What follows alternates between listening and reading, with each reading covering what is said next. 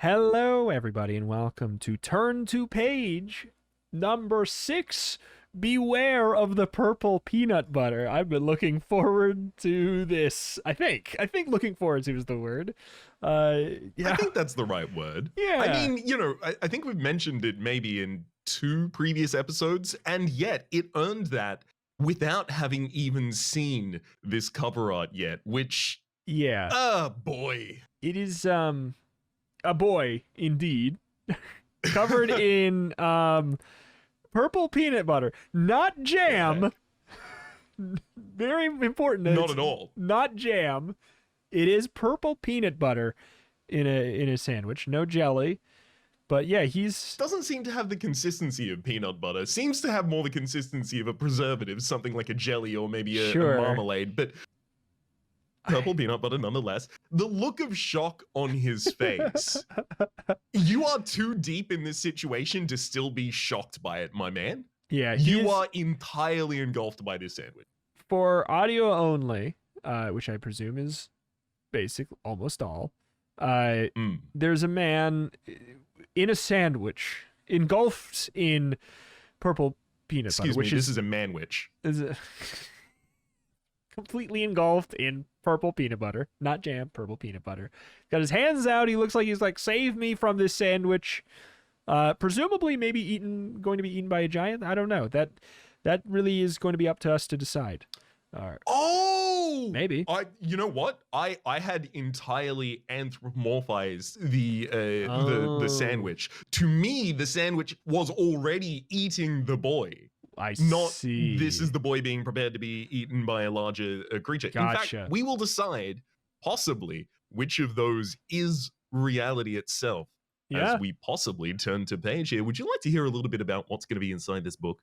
Beware me. Beware! Do not read this book from beginning to end. Don't go in the basement! Your aunt warns you as you start a game of hide and seek with your 2 horrible cousins. But do you listen? No way. But while you're hiding in the basement, your stomach grumbles and growls. You open an old refrigerator and find a jar of purple peanut butter and a stale chocolate cake. Which should you eat? Watch out. A small taste of one of these foods could cause you big trouble. You may never be the same again. You're in control of this scary adventure. You decide what will happen and how terrifying the scares will be. Okay, so you're telling me beware of the purple peanut butter is going to give us the choice to not interface with the purple peanut butter at all? Yeah, I mean, the title warned us, beware of the purple peanut butter. I know. Also, who chooses the jar of purple peanut butter over a stale chocolate cake? You just warm that up with a little bit of a spritz in the microwave, baby. You got a new cake going. Yeah, absolutely. I mean, yeah. I mean, I feel like the peanut butter goes purple. You've already got an issue, even without mysterious and monstrous foul play. It is already, unless it's like that Heinz ketchup, where they... it was green. It was green. They had a green one. They had a purple one too, but the funniest thing is the commercial for it made it look terrible. They put it on fries, chips. They put it on them, and it was like gray. It was like gray with a tinge of purple, and it looked terrible. Ooh. And like someone bursted through a garage door for them, even though they looked like garbage. I don't know, something like that. Just Kool-Aid Man bursting through and going, oh no. What happened? Don't want that. Yeah. That's all yours. That's all yours. But, you know what's all ours? Page number 1. Are you ready? To read and Goosebumps? disbelief. Yes. Let's do it. You can't believe your parents did this to you. Your mom and dad are off to Europe on a business trip. So you have to spend the summer in Fiskville with Aunt Fiona and Uncle Harvey, which means spending the summer with your cousins Barney and Dora, which means a summer of torture. Barney is a year older than you and a bully. Dora is a year younger and a whiny pest. Not what you had in mind for your summer vacation. You stare glumly out the car window as your aunt and uncle drive home from the airport. Aunt Fiona turns around in the front seat and beams at you. Barney and Dora can't wait until we bring you home. She squeals. I'll bet, you think, Bad News Barney, that's his name. Bad News Barney can't wait to pound me into the ground. Dora the Drag can't wait to rope me into playing with her dolls. Uncle Harvey pulls the car into a driveway. You stare at the house. It's 2 stories high and run down. The lawn is choked with weeds. The front steps are cracked and crumbling. Not very promising. At least the creepy cousins aren't around, do you think? Maybe you can sneak off before they know you're here. Then a loud bang makes you jump out of your skin, nearly. Go on to page 2. Barney runs out the front door, letting it slam behind him. You slowly step out of the car. Barney's pudgy face breaks into a mean grin under his thick blonde hair. Even though he's only a year older than you, he's twice your size. While your aunt and uncle unload the car, he punches you on the arm hard. Hi, wimp! He snarls. Dora skips around the side of the house, holding on to her obnoxious orange cat, Puff. Dora's dark hair hangs in 2 long braids over her shoulders. She eyes you with a smirk, then giggles. Puff hisses at you. What a summer, you think. Maybe you can spend your entire vacation upstairs in your room. But no, Barney's been waiting for you. Barney says. Let's play hide and seek. I wonder what this is a reference to. Oh no, you think. Me too. It's starting. Oh, it's so nice to see you're already having fun. Aunt Fiona gushes. Your uncle and I have to go back to work at the university. I'll take your suitcase upstairs for you. No, really. You protest. I don't mind. Nonsense. Uncle Harvey responds. You kids go on and play. There's just one thing, and it's very important. You can play anywhere you want, but don't go in the basement. Okay. Uncle Al Harvey. Page 23. Why can't we go in the basement? You ask. We haven't cleaned it out since we moved in. Aunt Fiona tells you. The people who owned the house before us were very, very strange. We don't know what's down there. It could be dangerous. Let's get started. Barney commands when his parents have gone inside. You remember the hide and seek rules? I remember. Who could forget? Whoever is it gets to pound anyone he catches. Barney reminds you. Fine. I'll go first. Sorry, it's Barney's house. Barney'll be at the start. Now go and hide while Barney counts to 100. He laughs as he waves his fist in your face, then shuts his eyes. Gulp. Go on to page 108. 1, Barney counts. 2, 3, 4, 5, 27, 28, 50. As usual, your cousin is cheating. You'll have to find a place to hide fast. But where? Dora drops Puff and runs around to the back of the house. You want to stay as far away from her as possible, so you glance around, then tiptoe into the house. You find yourself in a small living room crowded with furniture. You don't have much time. Where can you hide? You dodge around a couple of chairs, then you head for the hallway that leads to the kitchen. 70, Barney shouts from the outside. 81, 86. You spot a doorway to the right of the refrigerator. You pull the door open. Steep, splintery steps lead down a dark, musty-smelling room. It must be the way to the basement. You know, stairs going downwards in the house. Could be, possibly, the basement. This could be the attic. This might be the attic. But your aunt and uncle warned you to stay out of it. But you don't know if it's the basement. So, 93. Barney shouts. Quick, make a decision. Should you forget about your aunt and uncle's warning and hide in the basement, or find somewhere else to hide? To creep down to the basement, 71. Find another hiding place, 47. Now, Rito, let me Yeah. pitch you. You know where this guy's not going to expect us to hide? The place where it's not supposed to go? Exactly. It's 'Cause like we're a baby, so... if I'm looking for a person, I don't check in my wallet, right? Because they're not supposed to be in there. They wouldn't fit, right? Like, as far as the rules of size go, I think they are parallel to the command that has been laid down by the authority figures of the aunt and uncle here. I think we can bamboozle him by going down. I need to know who's in your wallet now. No one important. No, I'm now convinced you have a tiny wee boy inside your wallet. It is not important how many people I keep in my wallet on a daily basis. What is important is how we can get away from this completely generic voiced villain. I'm ready to go to page 71. Let's do it. You glance around quickly to make sure that no one is watching. By the way, 71 is the basement if you've forgotten. Then you push open the basement door and start down. The stairs are old. They creak with every single step you take. Cobwebs brush your face. Cobweb noise. What could be down here that's so dangerous, you wonder? You reach the bottom of the stairs. The floor is so dusty it looks as if it hasn't been cleaned in hundreds of years. Feeble daylight filters through a big, filthy window at the back of the room. You start to explore. But there's nothing much to see, mostly old, dusty, worn furniture, old couches, old chairs, old mattress, old refrigerator, old stove, both covered in old rust sit in one old corner. Nothing dangerous, nothing even interesting. But being down here is better than being, being down here is better than being pounded by Barney. You sit in one of the old armchairs and wait. Sooner or later, Barney and Dora will get tired of their game, suitably safe to go back upstairs. There's only one problem. One big problem. Page 14. This huge, monumental, life-ending problem.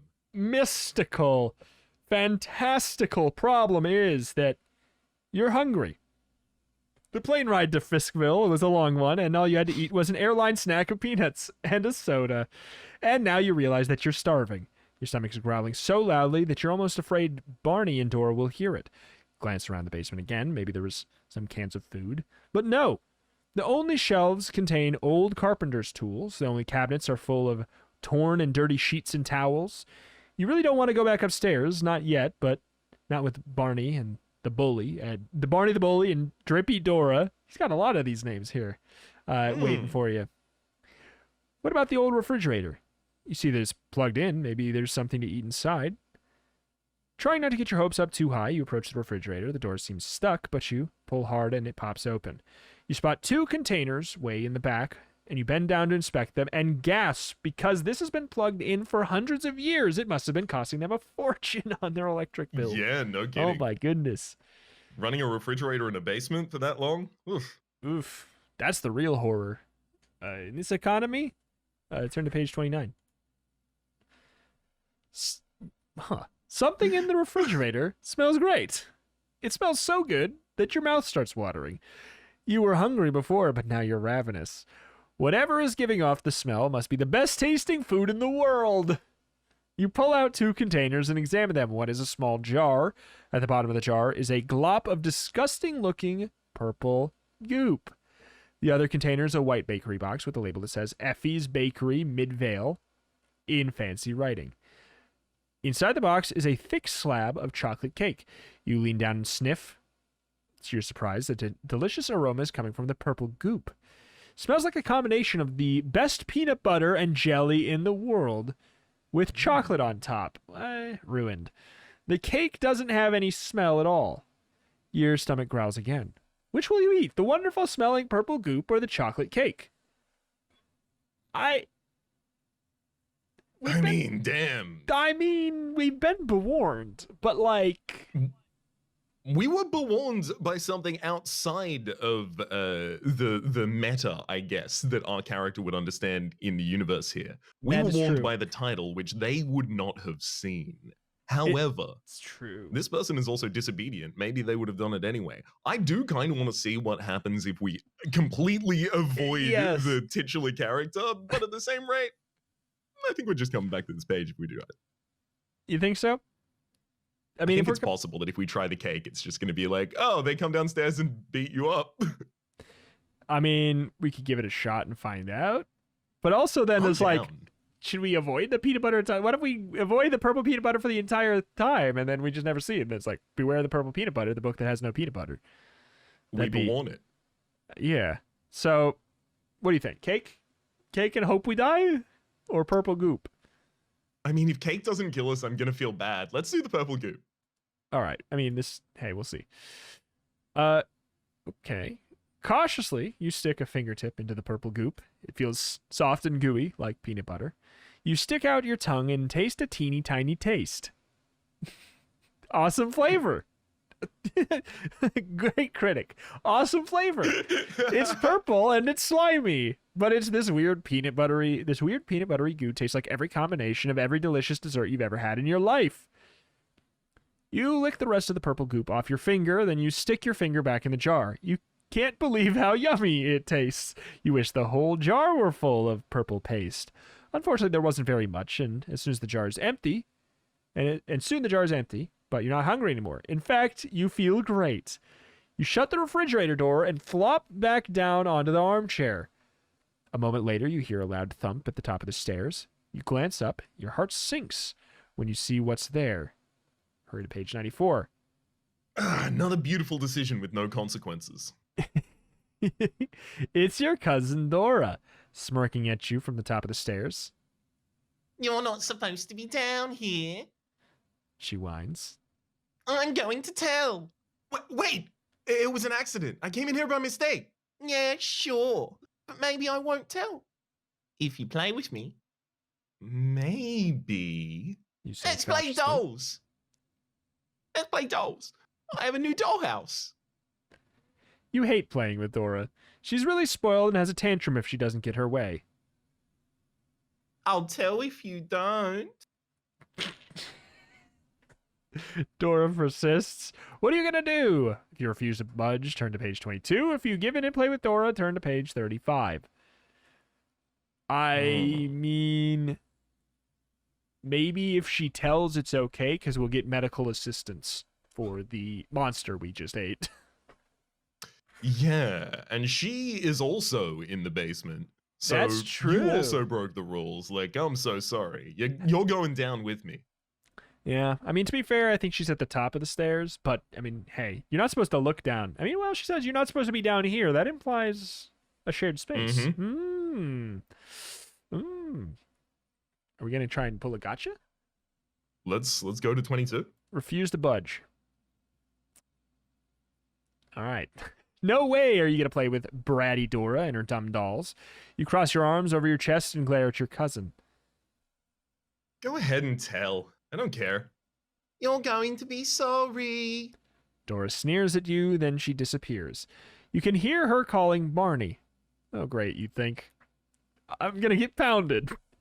You can hear footsteps approaching. Your eyes dart around for a place to hide. You fling open the refrigerator and climb inside. The door swings shut behind you. No one's down here. Barney growls. But, Barney, I tell you. From your cramped hiding place, you can tell that Dora is bewildered. You hear them clamber back upstairs. Fooled you, you gloat, but not out loud. But the joke's on you. When you try and open the door, it won't budge. You throw all your weight against it, nothing. You realize you're stuck inside the refrigerator and you're running out of air. Frantically, you pound and shout. No one hears you. It'll be hours before Uncle Harvey and Aunt Fiona come home from work. Barney and Dora will probably be playing outside. As you gasp your final breath, you realize that even playing with Dora would have been better than this terrible end. Wow. Yeah, we finally got an actual just bad, exclusively bad ending of just dying. Yeah, that's just like, you die. You gasp your final breath, you died because you did not play dolls. I mean, to be fair, it's one of those weird things where it's like the refusal to do it is like, in my head, are we back on logical meta? Like, are we back in do the book the way that a character you would ideally act in a scary movie situation? Because it seems like we might be back to logic meta, which, then again, we did eat the goo. And playing with Dora, or is that, yeah, exactly, is that eating the cake instead? Yeah, well, I mean, I think we should just give in and play with Dora at this point. If these are both ends, Let's do it. That's then page 35 if you're looking for that's it. fine, yeah. You figure it's too early in your visit to get into trouble. All right, all right. Where's the dollhouse? You ask Dora.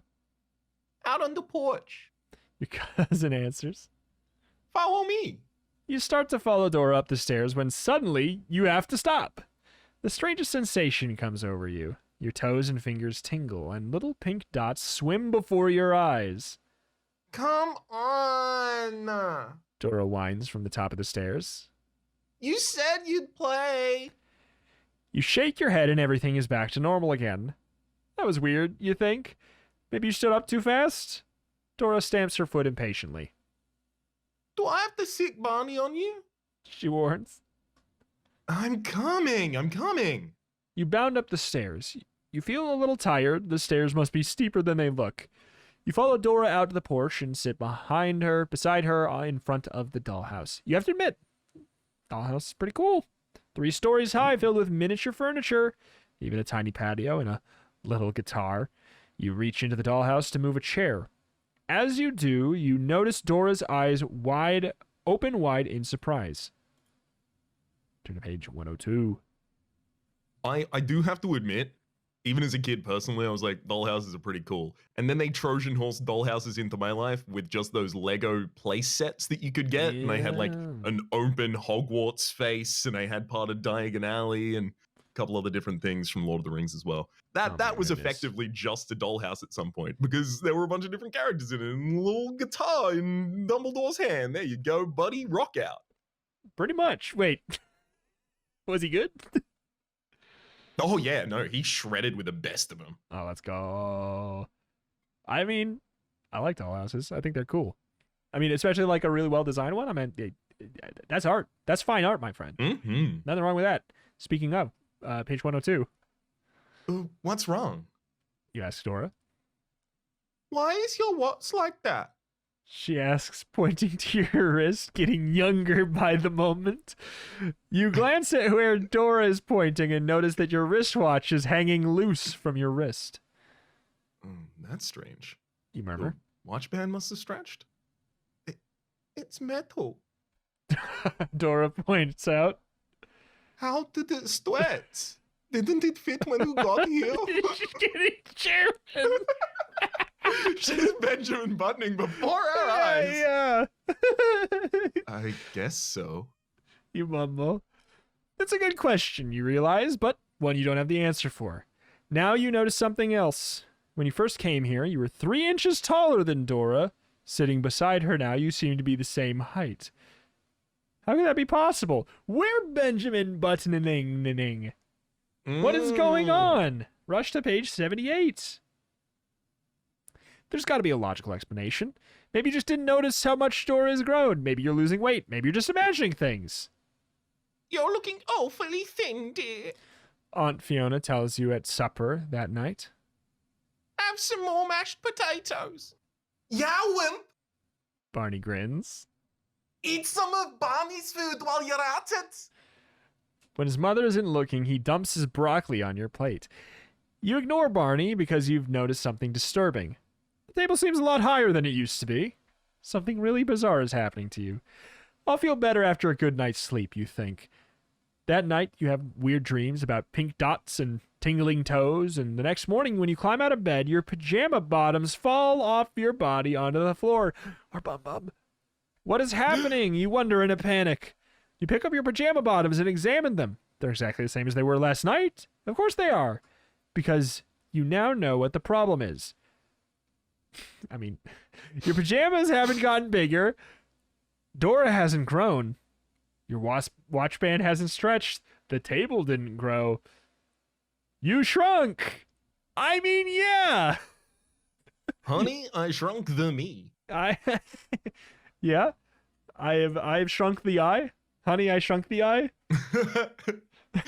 Honey, I shrunk I. Honey, I shrunk I. Turn to page 50. What if this is just the most, like, a lot of the deaths have been like you die in a page or two, sometimes two, like at the most. What if this is just like the most longest drawn out, like 20 page long, just you slowly shrink and die? for eating the goo. I would like to see it. We get stuck in the subatomic space from Ant-Man, something like that. Yeah. I do believe that this is going to be main path for us, though, just due to Yes. the ratio between the man and the sandwich on the front page. Absolutely. You're right. He's small. It's not a big sandwich. You shrunk. Mm-hmm. Oh my God. I hadn't even considered. Well, page 50. Time to be a manwich. You run to the bathroom. The mirror is even higher than it was last night. This is a recurring gag, is it not? Like, when we were turned into reverse spoilers for book number 3, when we were turned into a bat, it was like we went in the mirror, the bathroom. The mirror is so much higher than it was last night. What's going on? I don't get it. Like, it takes these people like a long time to realize maybe I'm small. Also, this person did realize they're small, that they are shrinking in the last page. Yes. And now in this page, they run to the bathroom and go, "Oh, someone's moved the mirror." It's like, you idiot. Why did it get so high? I'm just small. Why is it? You can't make me small. But maybe, you know what? Maybe it's because the mirror actually was moved higher. Maybe he's small and the mirror was moved higher. Maybe it's both. You know what? He's being bamboozled by someone. He's being pranked. It's like, I see you're going through a lot, Benjamin buttoning and all, but reverse Benjamin buttoning and all. But I'm also gonna prank you tonight. Get got, dude. I mean, who knows? It's true. You look the same, but you're definitely smaller. Getting dressed, you notice that none of your clean clothes fit. Probably because you're smaller. They're all much too big, except the jeans and the t-shirt you wore yesterday. They're smaller too. Okay. Whatever made you shrink also made them shrink. But what was it? Yesterday. You mutter. You pace around the room trying to remember everything that you did in the last 24 hours. You're so freaked out, it's hard to concentrate. Okay. You say to yourself, trying to calm down. I've been on airplanes before, and I never shrunk. I've had my aunt's cooking before, so it's not what I have at dinner. Suddenly, you snap your fingers. You figured it out. The purple peanut butter. You've never had anything like that before. In fact, you're not even sure what that purple goop was. You better find out, and fast. You race downstairs, straight to the basement, but when you yank open the basement door, your heart stops. Oh, another death? Oh, man. The end. Go to page 100. It's gone! The fridge has disappeared. In fact, all the furniture in the basement is gone. Everything. The basement is completely empty. You rush to the kitchen. Your aunt is just leaving the house to go to work at the university. Aunt Fiona! Where's the refrigerator that was in the basement? She frowns. Dora told me you were playing down there yesterday. But that snitch. We played dolls. She wasn't supposed to go to... What? Not fair. She replies, that rat! You played with her stupid dollhouse and she still told on you. Don't worry. I had all the furniture hauled to the dump early this morning. But... You start to protest. Those old things were dirty and dangerous. Now it's safe for you kids to play down there whenever you want. Mwah. She gives you a quick kiss and leaves before you can ask any more questions. You stare after her in shock. You're in big trouble. Or rather, in small trouble. You're still shrinking. What if you grow so small you disappear? If you think you can find the refrigerator at the dump, turn to page 24. If you think you should see a doctor, go to page 120. Both these options Have you suck. got a lean here? Yeah, they both kind of do suck. I don't think going to a doctor and saying, "Hi, I found I'm some small." purple goo and ate it, and now I'm small." I'm small now. Yeah. I don't know if the doctor's going to go, "Oh, yes, a classic minification. We've just got an anti-minification pill here right for you. Was it a purple peanut butter? That'll be important in developing the antidote." Like, I don't think that's going to happen. Purple peanut butteritis. I got you. Here's the antidote. Oh, it's going around these days. Yes. You got to just I eat think some we might orange have- jelly. Exactly. This is kind of where I'm leaning. I think it's possible that the stale chocolate cake is the antidote, and we need to look at the refrigerator at the top. I mean, I'm down with it. I think both of these, I look at both of these, I'm like, these are both not good ideas. I guess Yeah. dump. I don't know. I guess dump. Dump, I guess. Let's go get tetanus. Sick. You decided to try and find the refrigerator. You need to get that jar. There may be a label on it that can tell you what to do, or at least what the purple peanut butter is. You race to the front door. You come to a sudden stop, slapping your hand to your forehead. You forgot. You don't know where the dump is or how to get there. Great. Your only help is Barney. You'll be nice, you decide. Polite. You'll even beg. You search the house for Barney. You find him lying in the den watching TV on the floor. Hi, Barney. You say sweetly. Mm. He grunts. Mhm. He doesn't even glance at you. Barney? Keep it down, will you? He growls. He's watching King Kong, probably identifying with the ape, you figure. Barney, please, I need to. Would you shut up? Barney snaps. His eyes are still glued to the screen. Those weird pink dots are dancing in front of your eyes again. As soon as the tingling in your toes and fingers stop, you realize you've shrunk a few more inches. Now your head is level with the arm of the couch. When is the shrinking going to end? Are you going to shrink down into nothing? I mean, are you going to shrink down into nothing? But again, Every page now. every page, you shrink. Will you become nothing? I don't know. Keep reading, please. Don't leave. Our retention rate. All right. You have to get to the dump, and you have to get there now. Barney is your only hope. Please, Barney, I have to. What part is shut up? Don't you understand? Barney demands. Barney's trying to watch TV. Does Barney have to teach you a lesson? As he pulls himself up off the floor, you realize you're so little now that he towers over you. Maybe this was a bad idea. I'll see you later. You say, and you start to back out of the room, but Barney means business. You've seen that nasty expression on his face before. It means he's really mad. And when Barney is mad, watch out. Quick, where can you hide from your cousin? Dash into the kitchen, hide in a cupboard. You can hide into. Oh, I knew there was someone in there. You told me no. Look, they'll have company. Are they going to shrink There's into nothing? animals. Oh. What'd you call them? Are they going to shrink into nothing? Dash into the kitchen and hide in cupboard on page 13, or find a hiding spot outdoors. Run to page 93. I'm worried about, like, I've seen enough things. Again, Honey, I Shrunk the Kids is an example of this. Another one might be the wall episodes of Solar Opposites. But being small and going outside reveals great dangers of things that Absolutely. are typically in the environment.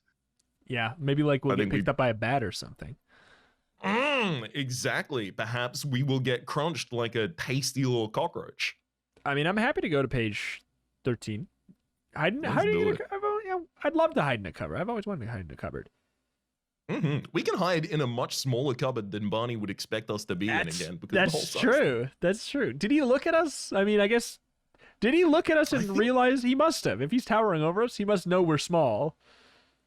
Well, He doesn't seem to have noted it yet. Maybe he just always seems Yeah. to think that everyone is much smaller than him. He's kind of got Yeah. like a Napoleon situation going. absolutely, absolutely. You quickly spin on your heels and sprint towards the kitchen. Barney lunges for you. Clumsily, he trips over his own feet and falls on the floor. Without stopping, you yank open one of the lower cupboard doors and wriggle inside. You're so small now that you easily slip in among the pots and pans. Barney will never find you here. You hear him stomping into the kitchen just as you pull the cupboard door shut. Where are you? You can't hide from Barney forever. Wanna bet, you think? Quietly in your head. You hear him open the door to the pantry, then slam it shut. Luckily, he never got a good look at you. Plot hole filled. Plot hole filled. He has no idea that you're now small enough to fit inside this little cupboard. When? You'll come out here sooner or later. Definitely later, you think. You hear the TV click back on from the sound of it. Barney's watching a really noisy race car program. This would be a great time to leave the cupboard. No way he'll hear you climb out. Smiling, you prepare to climb out of the cupboard. But then a weird familiar feeling comes over you. Let me guess. Pink spots, tingle toes. We're smaller. Are we going to be nothing? Those annoying pink dots. You got it. Page 72. Those annoying pink dots, that creepy tingling in your fingers and toes, you're still shrinking. Will you become nothing? Now, when you try and open the cupboard door, you find it's much too heavy for you. You're not sure how small you become, but the pots and pans now seem as big as cars. Wow. Okay. What can you do? If you don't leave the cupboard, you'll never be able to find the refrigerator and return to your true size. At this rate, you will have shrunk down to nothing before lunch. Help! You squeak. Help! Even if you were your normal size, you realize no one would be able to hear you with all the racket coming from the TV. Luckily, it's not totally dark in the cupboard, but why not? You glance around. You notice something you hadn't seen before. In the back of the cupboard, you notice a small hole. Pale light is streaming in through it. Maybe you can escape through the hole. You crawl over a pile of pan lids towards the hole. It's a lot of hole. You've almost reached it when you hear a hideous scratching sound. A moment later, a huge furry head begins to push through the hole. Yikes. What is it? You watch as the huge beast climbs through the hole towards you. Its face is covered with hair, has a long pointed snout, huge yellow teeth. It opens its mouth and lets out a loud. All right, listeners, this is the point of the podcast where you got to guess what is the creature coming out of the mysterious hole in the cupboard. I'm going to give you one guess. All right, time is up. You realize that the terrifying monster is a mouse. If you got that right, you will collect your prize of another episode next week. And it's 3 times bigger than you are. You're really small now. Yes. The mouse glances around the cupboard, probably looking for food. Then it spots you. Its long whiskers twitch as it sniffs in your direction. It begins to move towards you. What will you do now? Should you try and fight it off? Or maybe it's as gentle as the mice in the cage in your school classroom. Maybe you should make friends with it. Whatever you decide, you've got to do something soon. There's no way out of the cupboard except through the mouse hole, and the mouse is now less than a whisker away. Fight the mouse? Turn to page 98. Or make friends with the mouse? Page 116. I will always no decision. 116. try to choose to befriend the mouse. Absolutely. First. I knew we had to do that. Like, even if we die, I gotta give it a shot. You know? Always befriend the animals first. Yes, absolutely. Oscar. You've decided to make friends with the mouse. You want it to know you aren't a threat. Hello, mousy, mousy. You say sweetly. You try not to look and think about its long yellow teeth. The mouse stops stalking you, stares you with its little beady eyes. You think back on all the mice you've seen in school science projects. You know they're curious animals. How can you make it curious instead of hungry? You begin to make faces at it. You rub your stomach with one hand while patting your head with the other. The mouse continues to gaze at you. It seems less dangerous now. It starts to appear interested. Now you do a cartwheel. When you're upside down, you hit your heel on a pot lid. Ow! You cry. The mouse squeaks at you as if it understands you hurt yourself. You make a squeaking sound back at the mouse. Maybe you can convince it that you're just a strange-looking mouse. The mouse cries. You reply. Hold on, I think there's more. What does the mouse say after that? Okay. And you're just going to leave him hanging. Yeah, I mean, honestly, you don't respond to a comment like that. That's more of a rhetorical squeak. Yeah. And then suddenly the mouse lunges at you. His mouth is wide open. Have you made a mistake? Did you say something terrible in mouse squeaks?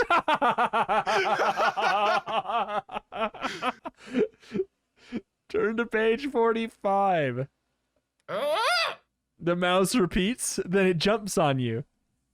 Hey! You cry. You find yourself buried under mouse fur. The mouse's snout is right in your face. Its breath is hot and sour. Let me go! You yell. The mouse squeaks again, more quietly, and then it licks your face. Is it getting ready to eat me, you wonder? No, it's washing your face. When it's done, it begins to wash the rest of your body. Then it picks you up in its warm, moist mouth. Its teeth hold you firmly, but don't hurt you. The mouse carries you back through the mouse hole to a crawl space beneath the house. And now you see where it's headed.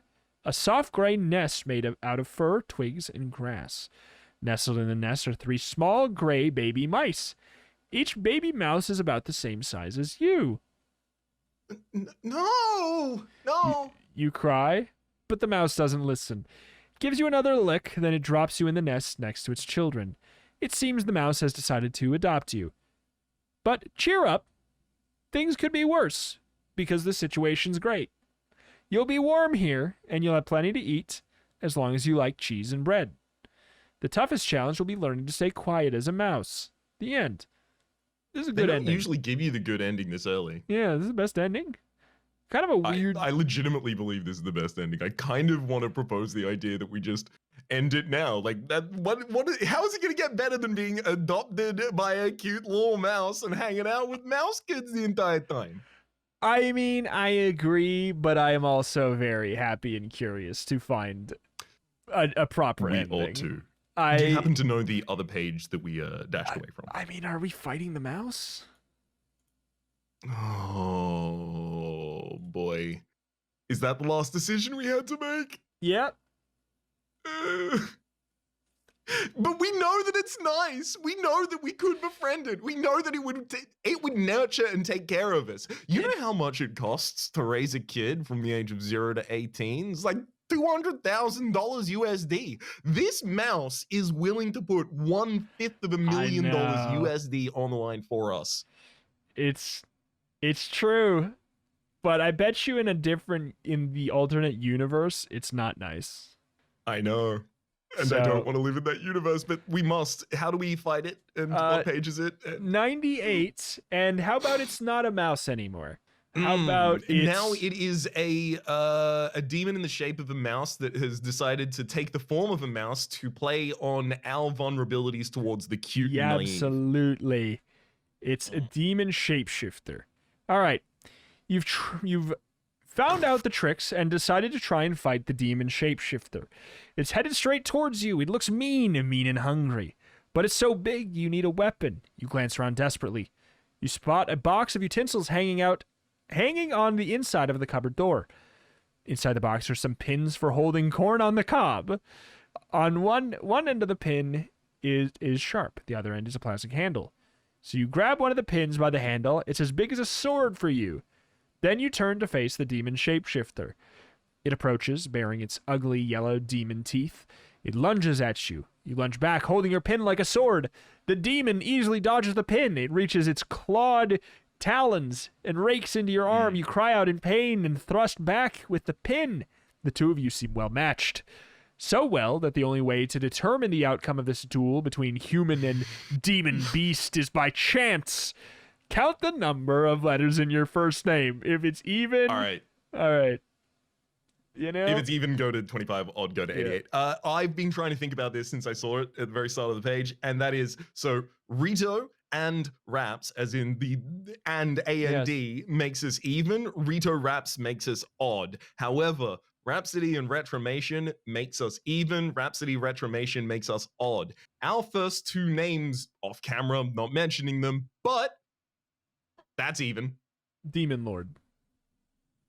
Yes. You know? Which of these do we want to go with? Seems we like have evens, we have odds. I heard the word even. I mean, I tell you what, it means that we have both options. Like, so even for now. Actually, let's go for odd. Okay. Which page is odd? 88. 88. Okay, good idea. There's an odd number of letters in your first name, obviously. And you have a new idea for how to defeat a demon lord. You stop dueling with the demon. Instead, you circle around a sauce pot. The shapeshifter starts to follow you. You speed up, And there it is, the demon's tail. Quickly, you grab it and hold on. The demon squeaks in anger and begins to run through the cupboard. You continue to hold on to its tail.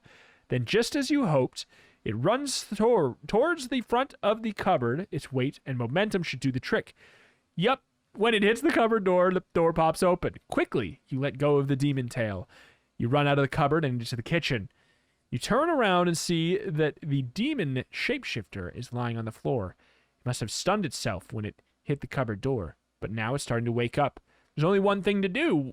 What is it? Turn to page 116. Oh, it's a mouse, actually. Oh, okay. When Wait, what? 116, we've been here, baby. Wait. Is it? It is. Yeah, this is just make friends with the mouse. Is this just like... Is this an Infinaloop? Oh my god, are we not... Should we just not have gone in the kitchen? Did we die ages ago? We only just figured it out? I guess so. So do we have to... I guess outdoors, which is page 93?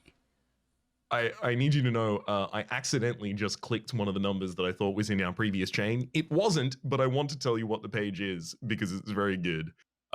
This is the choice to not hide in the basement. Are you serious? Are you really so wimpy you won't go into the basement just because your aunt and uncle told you to stay out of it? Just because it might be dangerous? Get real. Go to page 108 and choose again. Wow.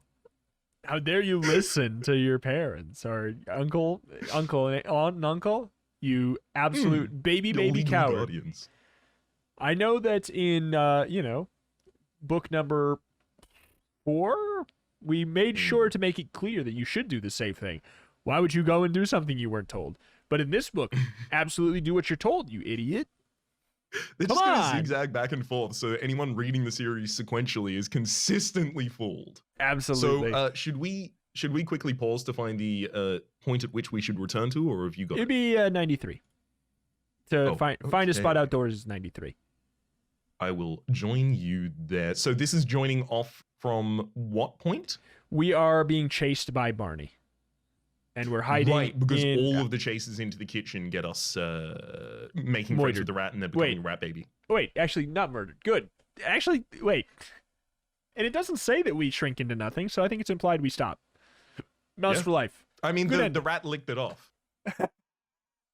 Yeah, it's the cure. Hmm. All right, page 93. Quickly, before your cousin can catch up to you, you dart outside through the kitchen door. You may be small. We're small? But you run fast. You glance around for a good hiding place. No time to be choosy. You dash onto the lawn and then duck under the porch. The kitchen door slams again, and then you hear Barney's footsteps clomping over your head. You crouch while Barney stumbles around on the lawn, calling your name. Barney'll give you the count of 10 to come out.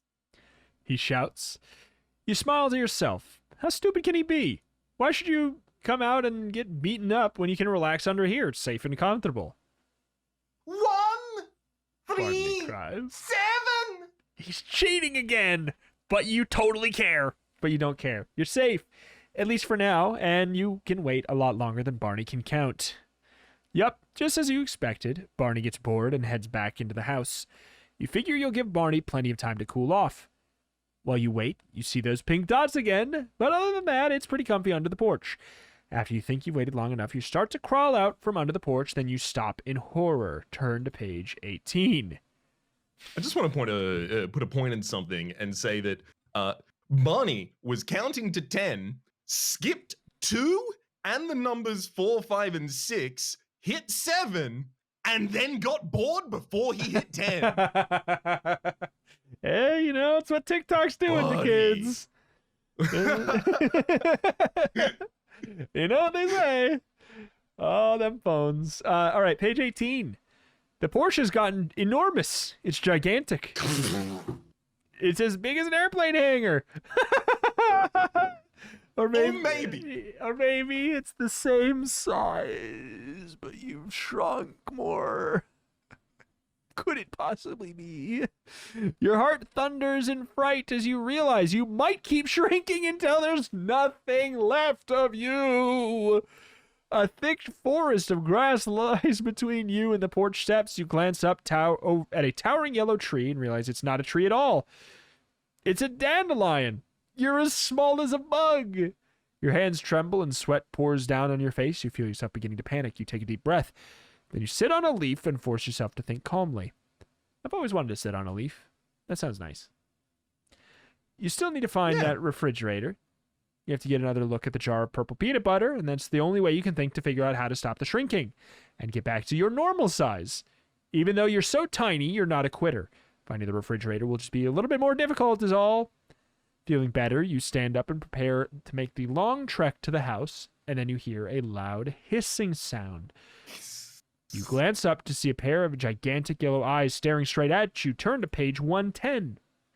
Did I guess correctly that it's a snake, or is it the rat again?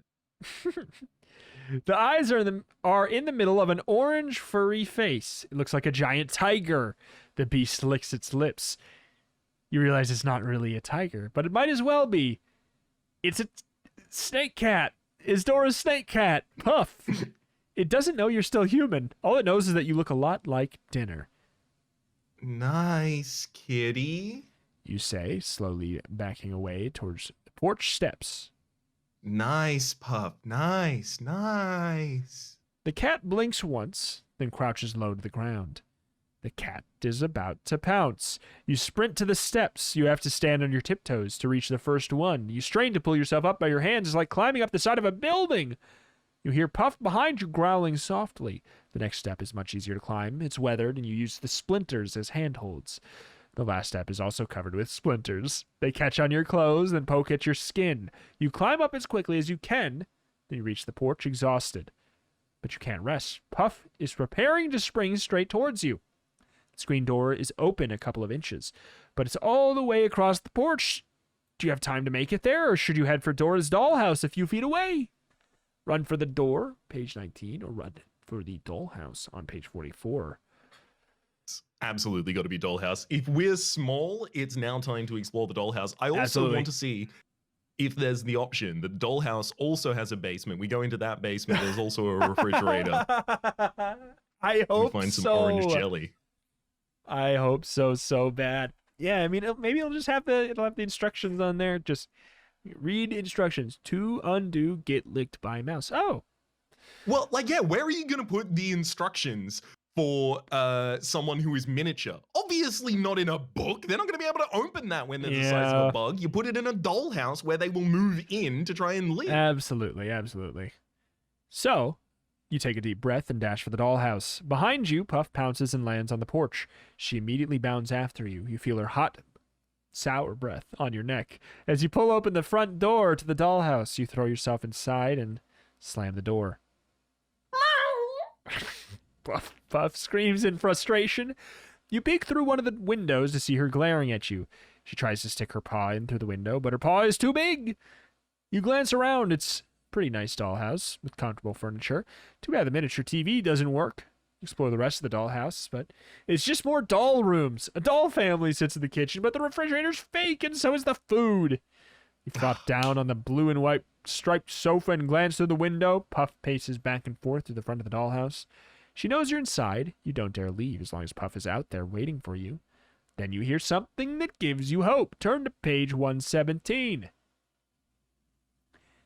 It's a sound you never thought you'd be happy to hear. The voice of your cousin. Puff, Dora cries. what are you doing by the dollhouse? You hear a creaking noise, and light floods the kitchen. Dora pulls the roof off the dollhouse. See? She tells Puff. There's nothing in here. What's that? Now you see her round eyes staring in at you. It looked like a little poison. She exclaims, reaching for you. I'm your cousin! Don't you recognize me? But your voice is so pathetic and is a squeak. There's no way she can hear you. Sorry, it's the book, not me. Ooh, She another murmurs. doll to play with. But I'm not a doll. Protest. Stay right here. Dora goes on. I'll go get some goodies for you to eat. Then we can play with the tea party. Won't it be fun? What? Wait. You cry. But before you can protest again, she replaces the lid on the dollhouse. All you can do now is to wait for her to return. Maybe you'll be able to talk some sense into her, or maybe not. If only Puff would go away. Then you hear another voice from inside the dollhouse. Turn to page 82. The voice is coming from inside the dollhouse. What the hell? Okay, page 82. Get ready for another crummy party. The voice says. You glance around, your heart is pounding. Who said that? I did. The father doll replies. Its painted mouth doesn't move, but the voice is definitely coming from the doll. You can talk? You exclaim. Of course I can talk. So can you. All dolls can talk. I'm not a doll. You protest. Then what are you doing in our dollhouse? He walks towards you stiffly. Are you a burglar, son? Oh my god. No. You say. He may be a doll, but he looks strong, Of course you aren't. says the mother doll. You're my new housekeeping doll. She brings you a tiny vacuum cleaner. But You start to protest. The mother doll glares at you. You shrug and start to vacuum. the new doll's dangerous and needs to be locked up. What?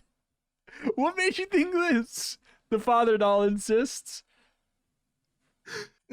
No, there's too much work to be done. There's cat hair everywhere. The mother doll tells him.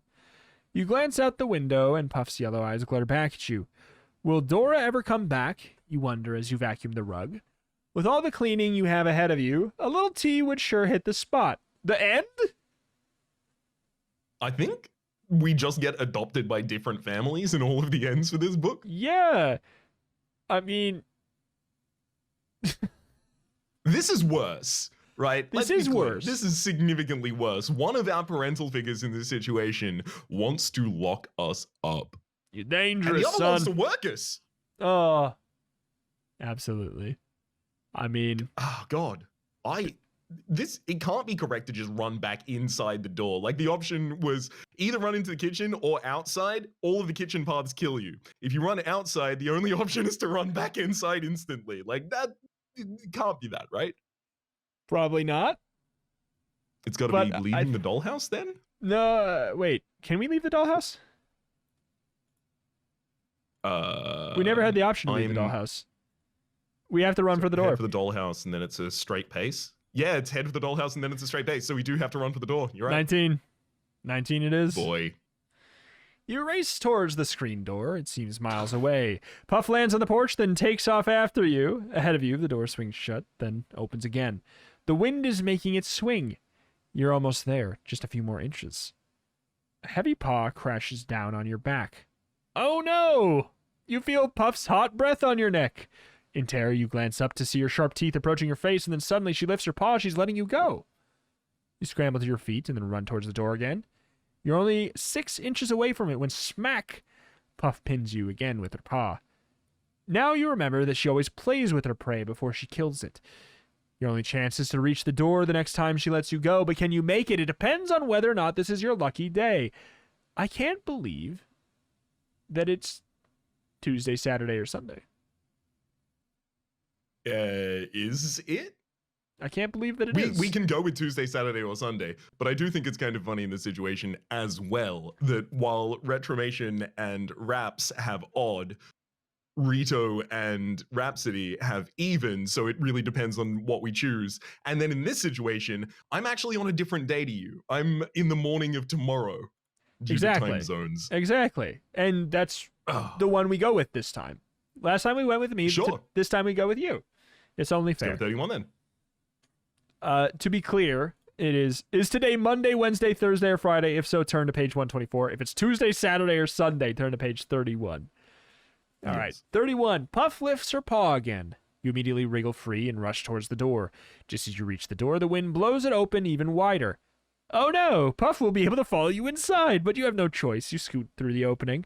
Puff is right after you, but the wind shifts it just in time. The door slams shut in the cat's face. She protests. She glares at you through the screen, and then she hisses in anger. Too bad, kitty. Better luck next time. But it's not over yet. You still have to figure out how to get back to normal. What, are we small or something? Turn to page 58. They would say that on that page. They would say, you're small, you're shrinking, you might turn into nothing. In the event that was the case, I would surely say. So somehow you have to get to the dump and find the refrigerator. Oh my God, we're still. Oh no, we're back in the house. Oh God, it's we're your so only hope. waylaid from our quest, and we're so small. Yep, but how will you do it? It would take you weeks to walk, and you can't call a taxi. Even if you could reach the phone, you're too small to dial. There's only one answer. Somehow you must get help from your dear, disgusting cousins. You head for the living room. Dora and Barney are sprawled on the floor watching television. Dora! Barney! You yell as loud as you can. But it's no use. Your voice is too feeble to be heard. You approach Dora and tug at her shoe. She doesn't even notice. She yawns and gets up. This is blowing. She announces. You're still holding onto her shoelace when she begins walking. You grab on tighter to keep from getting squashed. She stops in the bathroom and stands in front of the mirror. Wow, that's a lot taller than it used to be, you say. You glance up to see her reach into the medicine cabinet. She pulls out a small box. You get an idea. Turn to page 122. Dora reaches into the box and pulls out Aunt Fiona's eye makeup. Then she leans in closer to the mirror. You jump up and grab a large bath towel that's been dangling from the towel rack next to the sink. You begin to climb it, using the rough threads for handholds. You've nearly reached the sink when the towel starts to slip. Your weight is pulling it down. Your only choice is to leap onto the sink. You barely make it. You hang onto the slippery porcelain by your fingertips, then you pull yourself all the way to the sink. All this time, Dora continues to put on makeup. Badly. Ooh. She's now applying mascara. Dora! You yell. She picks up a tube and pulls off the top. Then she starts to put on lipstick. She's smearing it all over her face. Dora? You repeat. You try and get right under her and nearly trip over a toothbrush. As you regain your balance, one of your feet slides out from under you. You're skidding on a smear of toothpaste on the porcelain. Somehow you keep sliding off the edge of the sink. Dora's still gazing at herself in the mirror. This isn't working. You've got to do something more obvious. Get noticed on page 70. This is why it's important to clear all toothpaste smears from the porcelain in the bathroom. Absolutely. Otherwise, miniature children who've eaten purple peanut butter may die. Yeah, absolutely. Think of the miniature purple peanut butter people. Please. Please perceive them. I Please. seldom think of anything else. Yes. I won't now. Dora turns her head back and forth, admiring her reflection. You'd hate to be the one to tell her that she looks like a clown. You climb into the makeup box and wait. After a moment, she reaches in for an eye pencil. You grab onto the pencil. She'll have to pay attention to you now. She picks up the pencil, then stops. Ah! She A screams. gigantic ugly bug! She got a licking against us right there. I mean, we called her a clown, she called us a gigantic ugly bug. Hey, we didn't say it out loud. Before you can protest that you're not a bug, well, this whole book is us saying, I'm not a mouse. I'm not a bug. I'm not a doll. I'm a boy. I'm a boy. This is the whole book so far. I'm just a real boy. But before you can protest that you're not a Everything else bug. is getting larger. Exactly. She shakes you off the pencil, and then you drop into the sink. Dora! You cry, but it's too late. She's turned on the water. The ice-cold water hits you. Like a waterfall, it pushes you down. You struggle against it, trying to breathe. You try and swim, but the current is too strong. Before long, you begin to spin faster and faster. You feel yourself being pulled down and down. You open your eyes and see a huge silver circle approaching. It's the drain. You're about to be swept down. Into the drain. Going to page 85. The water forces you down the drain pipe. You try and swim, but the current is too strong, so you hold your breath and swirl underwater. Just when you think your lungs are going to burst, you splash into a deep, dark pool. You push your head above water. You suck in a deep breath of air. A big wave pushes you back under.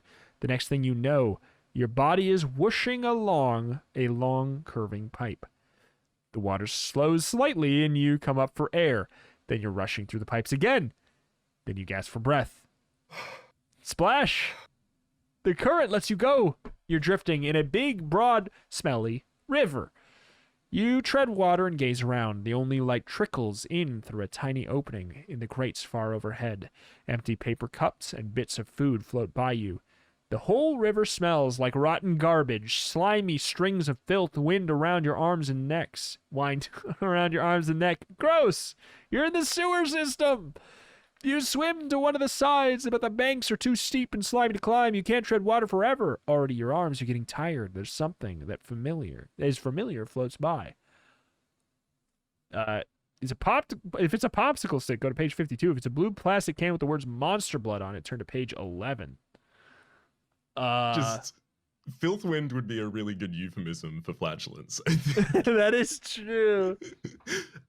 If it's something familiar, so looking at these two objects, right? We've got a popsicle stick or a blue plastic can with the words Monster Blood. Now, popsicle sticks, that's made out of wood. That's a recyclable material. I don't know if things are fished out of the sewer to recycle them, but the blue plastic can seems like it's more likely to make its way to a dump.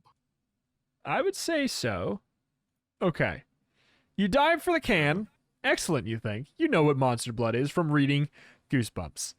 Monster Blood makes things grow. Monster Blood will make you grow. You hoist yourself on top of the floating can. You're sitting on top of the faded label. You brush some mud off and read, Monster Blood, surprising miracle substance. Yeah. Slowly, you crawl down the can to the lid. The can rocks back and forth in the murky water. You feel as if you're balancing on a log. The brown water laps over the sides of the can. With all your strength, you tug at the lid. It's wedged tight. You tug and tug. You have to get it open. You know the slimy green Monster Blood inside will make you grow. Yes. You grit your teeth and give one final tug, and the lid pops off and splashes into the water. You reach your hand into the can and feel... Go on page 43. Nothing! You lie on your stomach and peek your head into the opening of the can. You can't believe your eyes. The can is empty. No Monster Blood, no miracle substance, no nothing. The can quickly fills with the brown slimy water. You hold on tight as the can starts to go down, down, down. Well, sailor, it looks like you made the wrong choice. You're sunk. The end. Popsicle. I'm so glad that wasn't the real way. Oh, that's so much better that it's not the real way, yeah. But I was ready to go sticks. off on a spiel about Deus Ex Machina from the sewers. We're good. Where are we going back to? 52 for the popsicle stick. 52. Excelente. A popsicle stick floats right up to you. You climb onto it. At least you don't have to tread water anymore. But how will you get out of the sewer system? You notice a toothpick floating by. You reach out and grab it. Using it as an oar, you begin to paddle your popsicle stick. Here's the thing about paddles. The thing that makes them go is not the stick part. So, I mean, it's more the flat part at the end, but okay. You begin to paddle your popsicle stick boat swiftly through the current. After a few smelly minutes, you hear splashing ahead. The splashing grows into a roar. You glance up to see white water. The current is rushing into a waterfall. Off to one side is a swirling pool. It looks safer than the waterfall, but the pool is swarming with large brown insects. What a disgusting choice. You might as well leave it to chance. Flip a coin 3 times. If it comes up head or tails 3 times in a row, steal your popsicle stick to page 77. If a coin comes up 2 heads, 1 tail, or 2 tails, 1 head, move on to 37. We ready to try this? I've got myself a coin. Go right ahead. Let's see. Google heads flip. Okay. Tails. We're going to 37. Let's see. I've got tails. Tails. Heads. All right. Damn it. I'm so curious. If this is another one of those ones where like the optimal option would have been bad anyways. You steer towards the quiet pond. The water seems thicker and dirtier here. Your popsicle stick boat moves slower and slower. You approach the large brown insects, and now you see them up close. They're slimy, huge water bugs. They have long, waving antennas and fierce-looking jaws. They're about 4 times bigger than you. Even if you were your normal size, these bugs would be huge. Ew! You cry. You can't help it. You've always found water bugs disgusting, and now they're here all around you. It's your worst nightmare. The big brown bugs climb up the walls and onto the ceiling of the sewer. They swim in the water alongside you. They make hideous clacking noises. They're everywhere.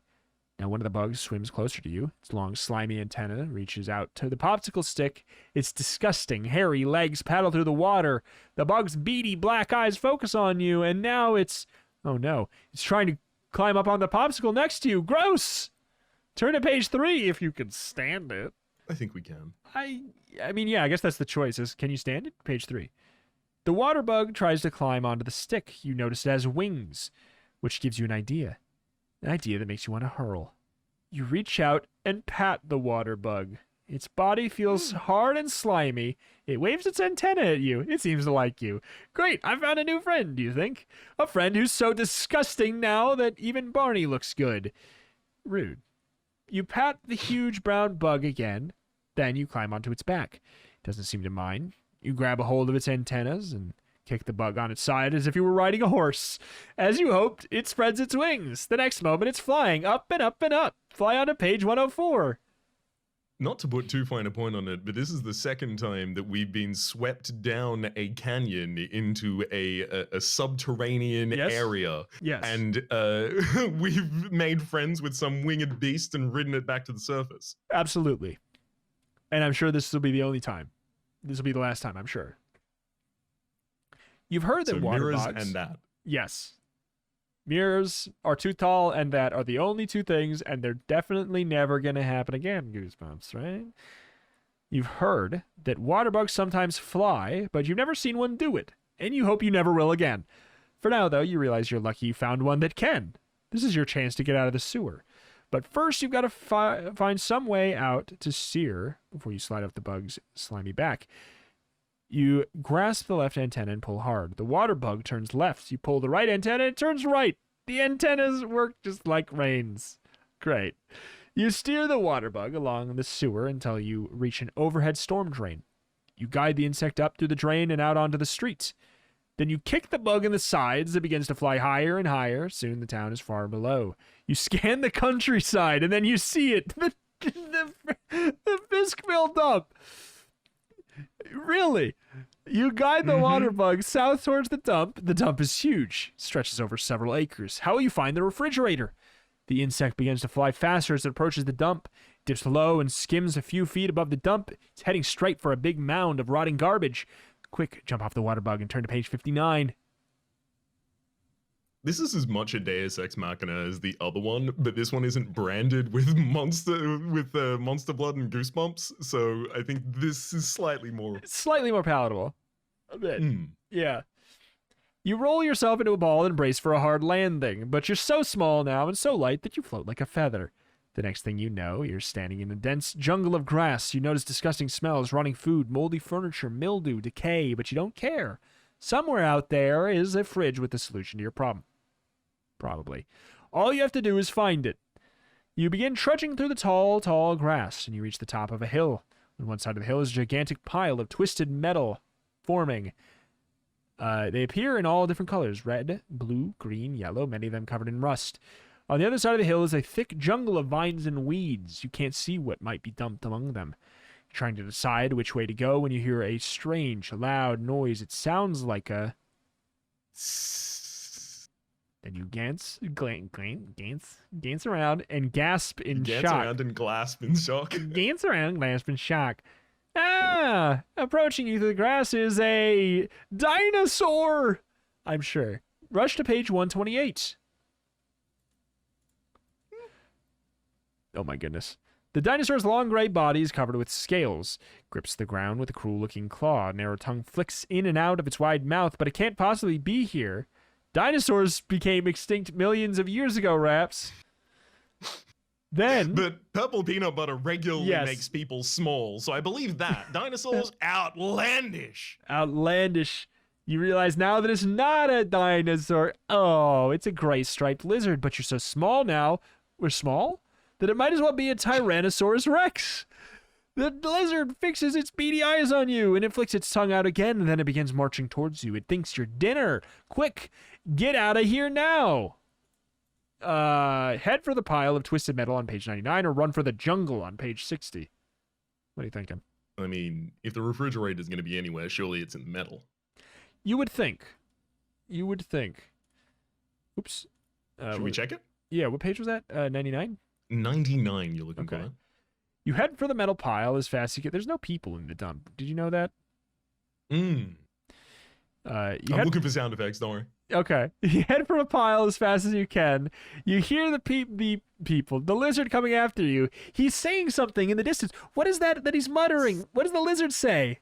He says something out loud. I am going to avenge my wife as I tend you down for the other small humans. He's got a lot of backstory, this lizard. Yeah. For the other small humans, I will wreak vengeance.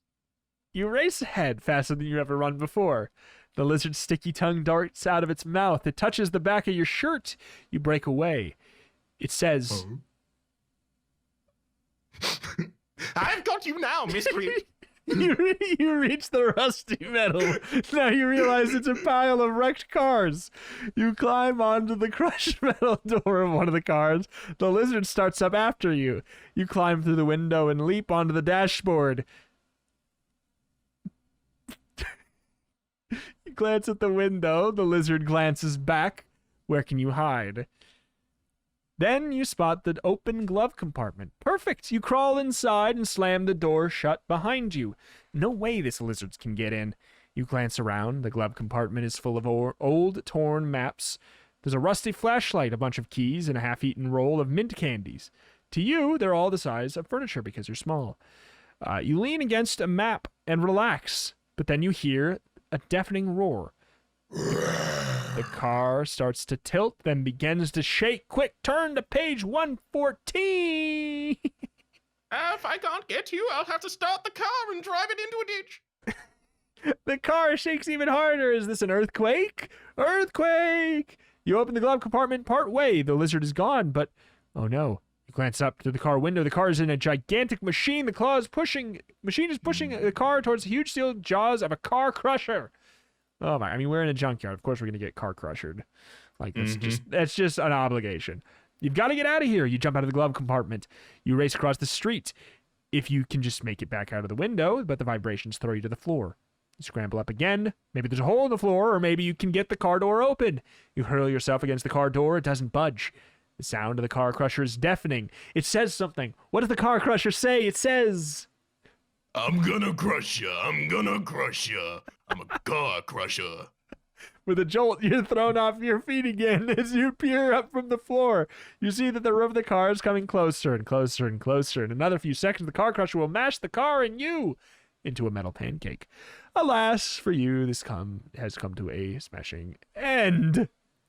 The dialogue for the car crusher and the lizard were written by two different people. One person wanted to be really expositive about backstory, and the other person was like, no, just the character design will get it through. I'm gonna wreck it. Yeah. Okay, so we can't jump back to 99 because that's just immediately to here. It would theoretically be 60 for going into the jungle, 60. the jungle of weeds. That's At this point, gotta I'm be what it is. So before we even encounter the car, but we have encountered the lizard. Yes. At this point, yeah, I'm hard committed. We're at the dump. We've got to find it. At this point, we have to. How far? I think we're probably like 3 away. Yeah. You head for the jungle of weeds. The lizard runs after you. I will get you vengeance for my family and everyone like that. It's hard to move quickly through this thick, tall grass as you are distracted by his backstory. It's very deep and intricate and interesting. But you're desperate. You pass piles of garbage, broken appliances, rotting mounds, and black ooze. You detour around slimy pools bubbling with the scent of rotting food. Then your feet slip out from under you on a pile of slick yellow mold. You tumble down a slope, unable to break your fall, stop rolling at the bottom of the hill. You glance up to find the lizard staring down at you, towering, opening its mouth wide as if to say, When the wizard Volcanor cursed me to be in this lizard form not 55 years ago, I swore that I would take vengeance on all family members of his from then down. Are you related to the wizard Volcanor? Its mouth is so big you know it could swallow you in one bite. Then it flicks its tongue out straight towards you. You close your eyes. Are you about to be lizard lunch? Find out on page 48.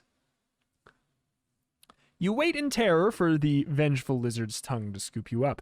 But nothing happens. After a moment, you cautiously open your eyes. A few inches away, the lizard is calmly munching on the remains of a grasshopper. It wasn't after you after all. It was swearing vengeance on a grasshopper. You glance around. What's that? Oh, yes, I got him. Finally, I was talking to the grasshopper the whole time. You Sorry for glance around this new part of the dump. Just beyond the lizard, leaning against a large boulder, is a big white refrigerator with no door. Looks just like the one your aunt had in the basement. You race over to the... It's so nice that it has no door. Like, it's all... Yeah, no kidding, you're right? too We small. can barely open it at full size. Yeah. You race over to the fridge. Is it the right one? Is the purple peanut butter inside? You're much too little to see what's on the shelves because you're small, so you'll have to climb up in to find out how. Wait, to find out, but how? You search through the garbage surrounding you and find an old piece of kite string. To you, the string is as thick as a rope because you're small. It gives you an idea. You discover a rusty safety pin. You tie the string to the safety pin. You twirl the pin around over your head, just like the rock climbers use, you think. You think. When the pin is spinning really fast, you throw it up towards the refrigerator shelves. Did it catch? Find out on page 133. The safety pin clatters to the ground. You missed. Well, you'll just have to try again. You plant your feet, twirl the rope over your head, focus on the shelf. This time it works. The pin catches on the top of the shelf. With all your strength, you pull yourself hand over hand up the string. By the time you're halfway up, your arm muscles are trembling. A breeze causes the string to swing out and away from the fridge. You swing back and forth, hold on to the string tightly until the breeze dies down, then you continue climbing. At last, you reach the top of the shelf. You let go of your rope string and gaze around. But oh no. The jar is gone. All that's left is the chocolate cake. Now what do? This was your last chance. I mean... New idea. We've just rolled to the new page, and this is my response to seeing this page. You get an idea. An excellent idea. The most fabulous and wonderful idea around in Alice in Wonderland. Some foods Alice ate made her grow big, and other foods made her grow small. Because the peanut butter and chocolate cake work the same way. Maybe that's why they were together in the fridge in the first place. I mean, besides, you got nothing to lose. You look inside the box. It's empty except for one chocolate crumb and a tiny smear of icing. You're not very big. Maybe it'll be enough. But which will you eat, the crumb or the icing? Okay, so one thing, I was going to put a note on this earlier. It's a refrigerator in a basement. We didn't know the people previously. We've just left it there all untouched. Those people were either keeping a scientific experiment that allows, control over the size of people, which would be extremely valuable technology, or black magic, I'm thinking more likely, next to just a normal chocolate cake. Or it was the experiments drawer for, food that changes your size. It had to be something like this. I'm also really glad they referenced Alice in Wonderlands rather than just Goosebumps again. Yes, like in the titular book, Goosebumps. We thought of it for the first time. I mean, drink make big, drink make small. Mm-hmm. One makes you big, one makes you small. Should we try the crumb or the icing? Yes. Sorry. No, nothing. There's some things that just shouldn't be said out loud. Try the crumb or try the icing. What do you think? Yeah, what do you think? I think crumb, just because the other one was more of a kind of liquid pasty kind of situation, and maybe we want contrast. We need to absorb it. I'm down with that. All right. You pick up the crumb of chocolate cake, place it in your mouth, and swallow. Eating. A moment later, you feel an electric... No, we didn't chew. Hang on. No, we didn't chew. This is not eating. This is ingesting, I guess. It was just we took the cake crumb like a pill, I guess. A moment later, you feel an electric tingling all over your body. The next instant, you feel a sharp pain in your head. Your head has hit the top of the refrigerator. You're growing big again, or is the fridge growing small? The chocolate cake worked. You jump out of the refrigerator, rubbing your head. Then you grin while you watch all the junk around you in the dump appear to shrink. It just loves to do that. In a few seconds, you've returned to normal kid size. Or has the world turned to normal kid size instead? You arrive back at your aunt's house in time for lunch. Barney is waiting for you on the porch. Where have you been, wimp? He demands. Out. You say. Oh, yeah. He pulls back his hand to give you a karate chop, but to his surprise, and yours too, you move quickly to block it. Ow! Barney whines, rubbing his hand. How did you do that? You don't answer. You're not sure. But it seems the cake has not only made you bigger, made you faster and stronger. Maybe the rest of the summer won't be so bad after all. The end. We are ripped now. Chocolate cake makes you ripped. Mm-hmm. I'm going to go eat chocolate cake and get One ripped. makes you smaller. One makes you smaller. One makes you ripped. One makes you yoked. One makes you absolutely tanked to heck. Absolutely. God, I wonder what the frosting did. Holy moly. Dang. I kind of do want to just very quickly see if we eat the cake first, do we just become a superhero and just like burst out? Oh, of our like shirt right and save all the way people back to down the the beginning? street? Creep down to the basement, turn 14, 29. Okay, so the cake is on 111. No, it just continues. We eat it and feel reasonable. I feel like it's probably like a legit. Most of these are divided into like 2 to 3 very distinct separate paths. My guess is that actually is one for the future, I suppose. Oh, I would imagine. yes. This is more involvement with Barney. I wonder if it's possible that in this one, oh my god, yeah, you do become bigger.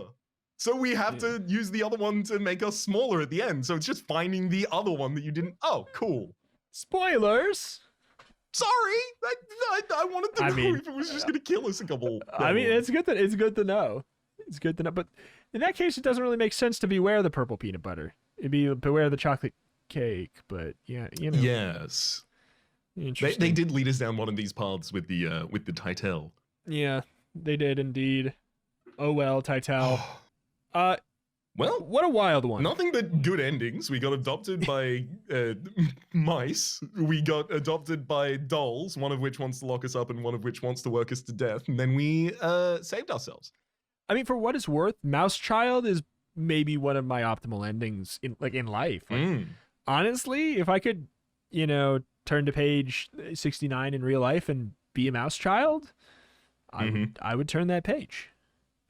Absolutely. At any time I've seen like what do you call them? A naturalist interacting in the environment with monkeys, especially, and the monkeys are just acting familiar with them as though like, oh, you're clearly just another monkey. You just look slightly different, which fair. I do feel a certain kind of envy of like, Yeah, that'd be really nice. it would be nice. But hey, I mean, it was being so gentle, Like it was cleaning us up, and I don't know, even after we almost stabbed it with a corncob poker. Exactly. That seems like It's forgiving. what else would you want out of a parental mouse figure? Dang. Exactly. Emotional support and providence as well. We're getting cheese and breadcrumbs. Also, cute whiskers. Mm-hmm. Yeah. So few parents have cute whiskers. Like, it's really, really frustrating. It's really frustrating. It's so rare these days. Where's my bewhiskered papa? Where's my bewhiskered mama? Come on. How are you going to tell whether or not you can fit through a gap without having to try and put your body through it? Yeah. Obscene. These are important things. Either way. That was a good goose bump.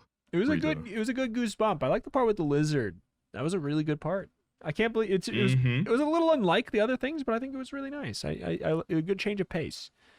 Yeah, I do really like when they suddenly include a character that just has a lot of backstory, and it really makes the world feel large and fleshed out, even if you only interact with them for a short period like that. Yeah, it's really nice. And at least it wasn't like, I'm the lizard from, Goosebumps number 48, It was just, It really felt like he was an original character. But alas. Hey, weird time to say this now, but this is on, streaming platforms. If this was for some reason your first one, consider, checking us out on all of the podcast platform apps. And if you do that, consider following or, doing the 5 stars or whatever the heck the app you're using uses, because it's nice, it helps, it's neat, and a lot of you have done that already. It's been very nice. I have a lot of fun doing this, and I gather that Rhapsody has a lot of fun doing this. Yes. so it feels as though, hey, we're having a good time with this. It'd be cool to keep going, and that's a great way to help ensure that happens in a way. Like another good way to ensure that continues to happen is if you happen to already be, subscribed to this through a podcast feed or some such, or happen to have already left a review. If you happen to know anyone who would like content like this in particular, something that's a little bit fun, a little bit goofy, a little bit personable and amicable, as well as going through a nostalgic series here in Goosebumps, then make sure to send them our way. You can do that very easily as well with the landing page of turntopagecast.com so that they can find us on any of the streaming sites that they might be looking for podcasts on. It's true. That it is the number one way, as far as I'm aware, that we're new to the podcasting world, but as far as I'm aware, that's the number one way that smaller-ish podcasts get started, is definitely word of mouth stuff. So yeah, that'd be huge. But either way, we'll be back with this every. It'd be huge. We weren't in this game. It's true. Not today. On return to page, we'll be big. Get small. We'll beware the chocolate cake. That writes itself. Return to. Oh, it's so good. Anyway, absolutely. It's just too good of an idea. I mean, it's the third time I've said it in the podcast, but yeah. Return to page specifically as well? Yes. I think previously I'd internalized it as as in do the action again, and then turn to page as a single thing, as I forgot that return is a word as well. And I just realized that. Thank you. It's true. But alas, that is going to do it here for today. So thank everybody for listening, and make sure that your mirror is not getting higher up. Bye-bye. Adios, y'all.